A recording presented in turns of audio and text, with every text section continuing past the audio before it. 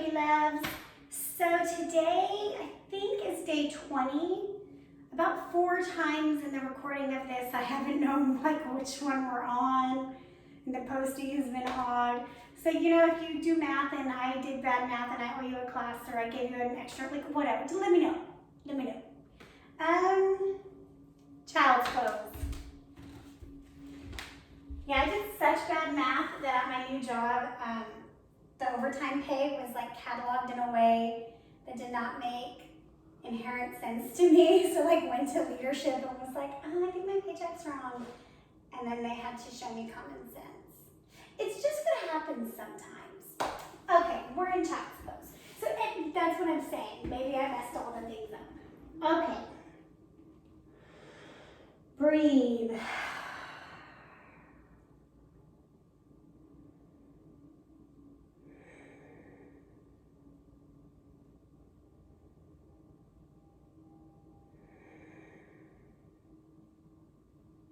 Downward facing dog. Hopping right in today. So if you need to take some cow-cat, please do that, right? Put me on a little pause, do what you need to do, and then meet us in down dog when you're ready.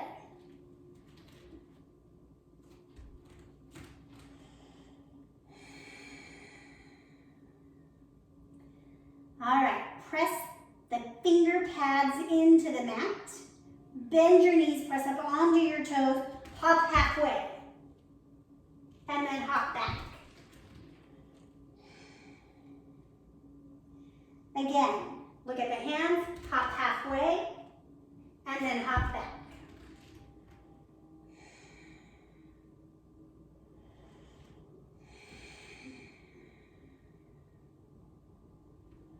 Right leg forward, warrior one. Coming directly into opening of the hips. Getting the psoas open. We're going to take a twist here in our warrior one. Left arm forward, right arm back.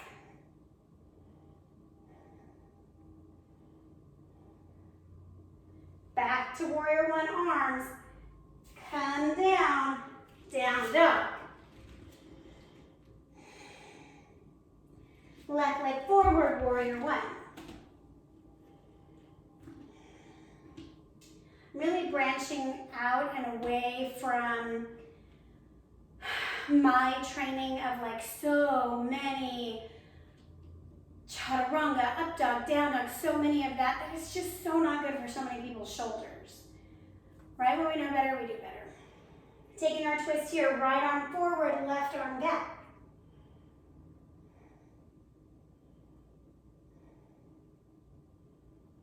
Back to your warrior one arms, and then down dog.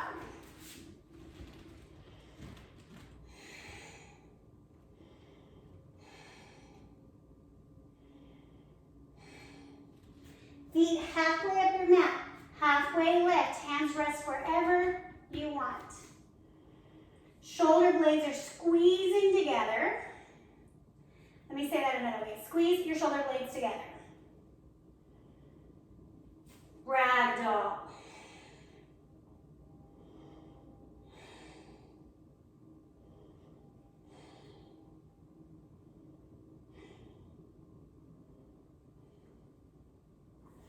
Halfway lift again.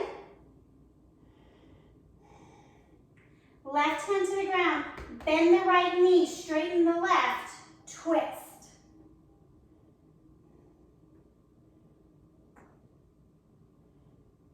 Not sure if you're hearing all my joints popping over here. Back to the center, both knees bend just a little bit. Right hand down, right leg straightens, twist.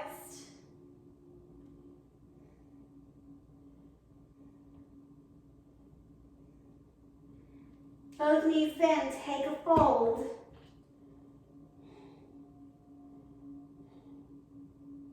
Roll up. Find a piece of wall, right? Little blank space. Move a couch real quick, whatever you need to do. We're going to take our forward fold, walking closer to the wall. So I'm actually going to use this like a bookshelf thingy so you get a side view instead of just like my butt in your face, which you would be delighted to have. I just kid. Okay, so coming close, you determine what makes you feel comfortable. Feet, our hips width are a little bit wider. Knees are bent, like 20-15%. Fold. Once you're hanging, hands come down, chin tucks. Walk your feet closer. Maybe you get your shoulder blades onto the wall. Maybe you're like me and the back of the neck is like, oh, that's plenty, thanks so much.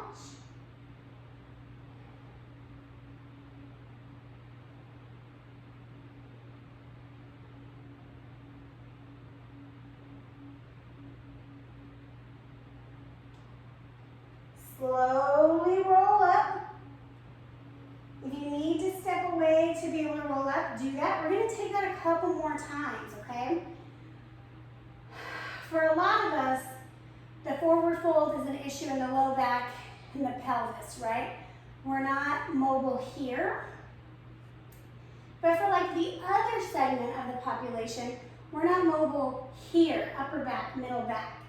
So this is a good opportunity for that segment of the population to understand the lengthening required from the middle back and up. If you're my low back people, you're just working on bending your knees and getting your belly to your thighs. The wall can help accomplish that too. It just feels a little different. All right, coming into it again. Go around and hang.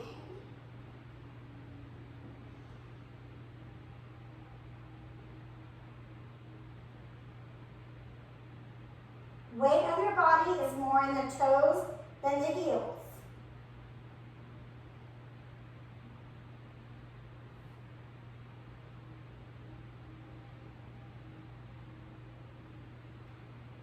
Roll up gently.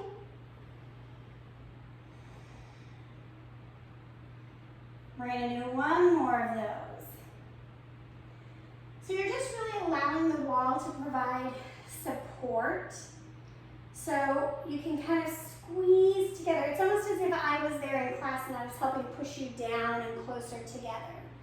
So I'm not there, but the wall is. Again, coming down.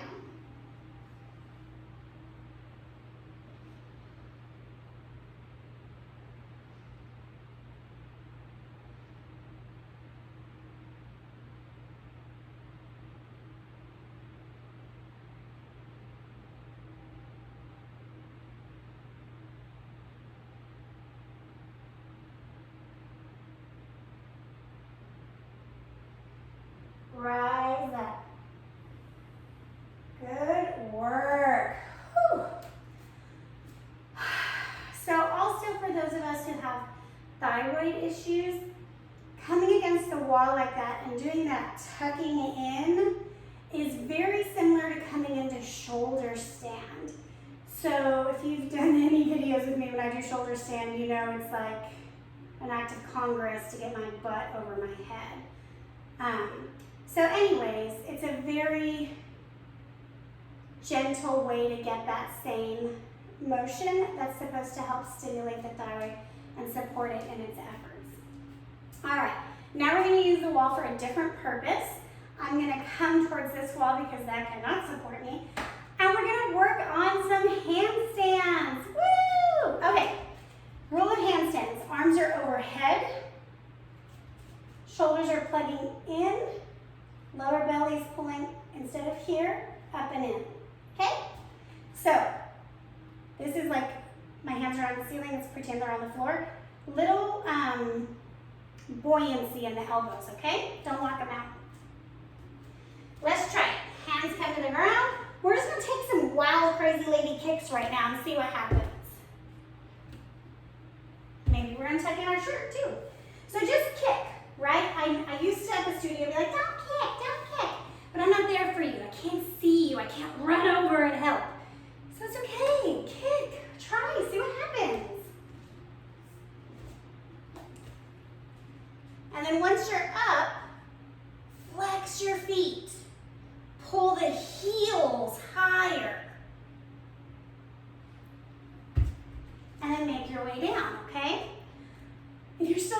flailing about, awesome. Try it, okay? The shoulder muscles might not be ready yet. The core might not be ready yet. So we're just like seeing, where am I at? What's happening today? All right, I'm gonna do one more upside down to make my life happy. Maybe. We're still kicking and hopping, and I'm still a shit show. It's just who I am, guys. All right, I want to do one more, so you're doing one more as well. If you're up, hold it. Awesome.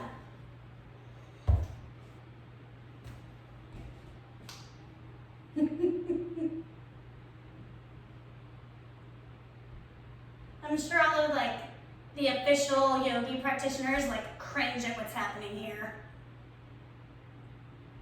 Actually, I'm sure they don't know I exist. Okay. Coming out. Shake it out. Let the shoulders relax. Just important, right, to change perspective. Getting upside down, doing our forward fold with a different type of support, seeing what fits. We just never know. Back to down dog. Exhale. Half pigeon. You pick a leg to come forward. We're going to do both. We're just going to settle here for a little bit. Just letting the hips open up. So when we get upside down and we shift our perspective, there's an opportunity for emotions to come up, right? We might realize how afraid we are of being upside down. And then that might bring up other areas in our life that we have fear. And so we want to dive into the hips to access those emotions because we don't want to run away from our emotions. They will always find us. So if we can sit with them, address them, meet them head on, have a conversation, have them heard, and let them leave, then we're on our path to healing.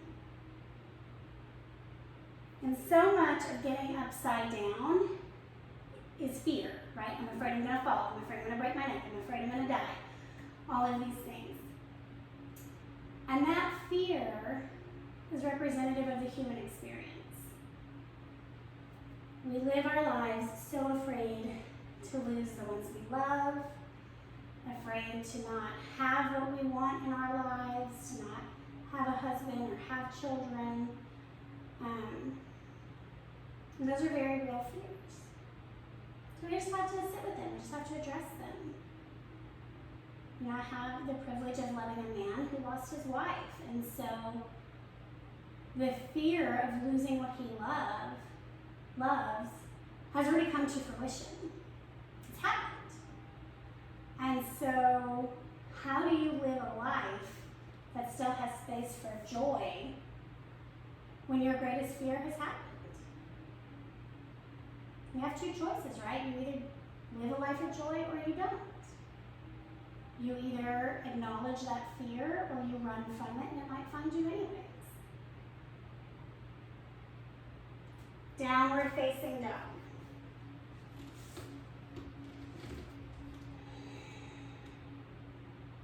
Other side. Ooh, good heavens. So I don't mean to sound so flippant with that, but it's very true, right? If your biggest fear is running out of money and being homeless, maybe go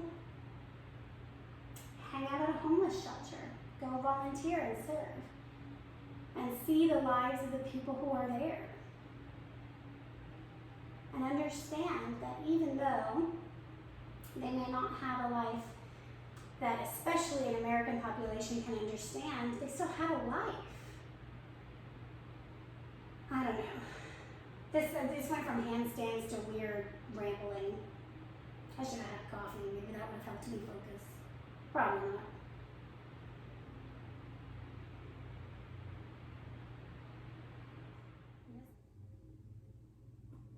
Just a couple more breaths here.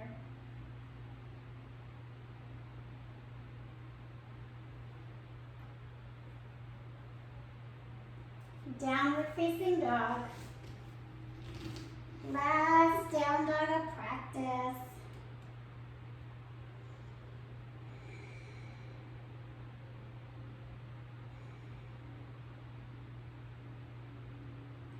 And coming down onto your back, we're going to take a bridge pose. Any variation you like. Just getting a nice counter stretch to the forward folds that we did.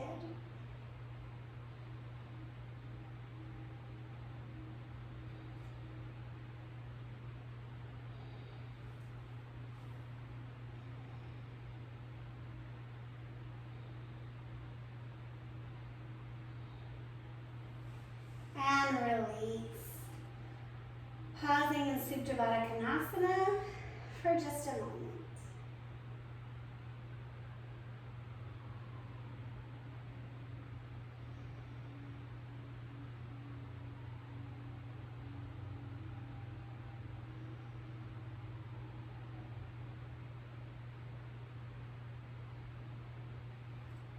Making your way to Savasana, legs long, arms by your side. Take the time, wiggle, get comfortable. And as you settle in, let your breath relax, trusting that your next inhale will be there.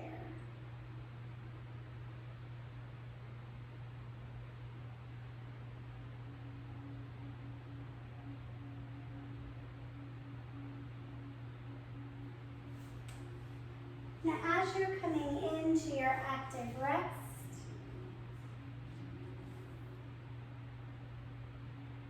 I want you to see if you can create space between your thoughts. And if that sounds confusing or not possible for you today, wrap your thoughts in a bubble and let them just float away. At the end of your practice, if you want to pop that bubble and land that thought back down in your brain, you can. But for now, let your thoughts float away.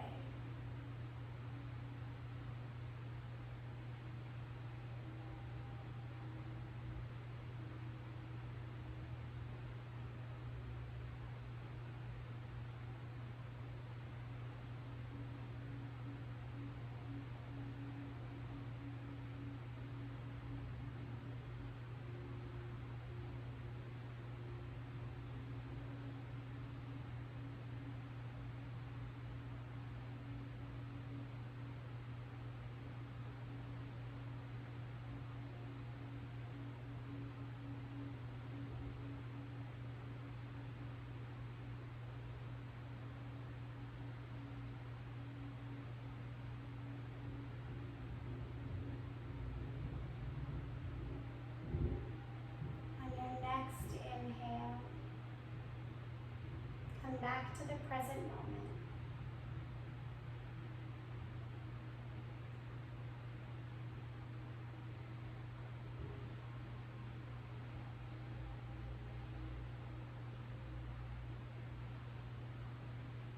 As you're ready, come to a fetal position on either side.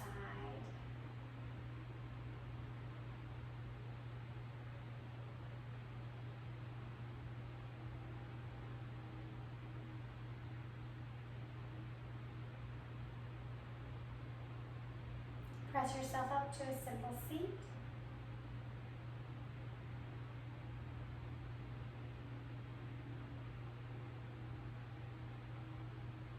Hands to heart center. Keep your finger pads pressing, pull apart palms and fingers. So just the fingertips are touching, creating space.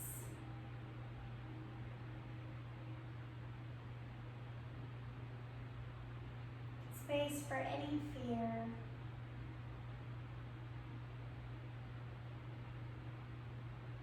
space to let go of any fear. Together we say, Namaste.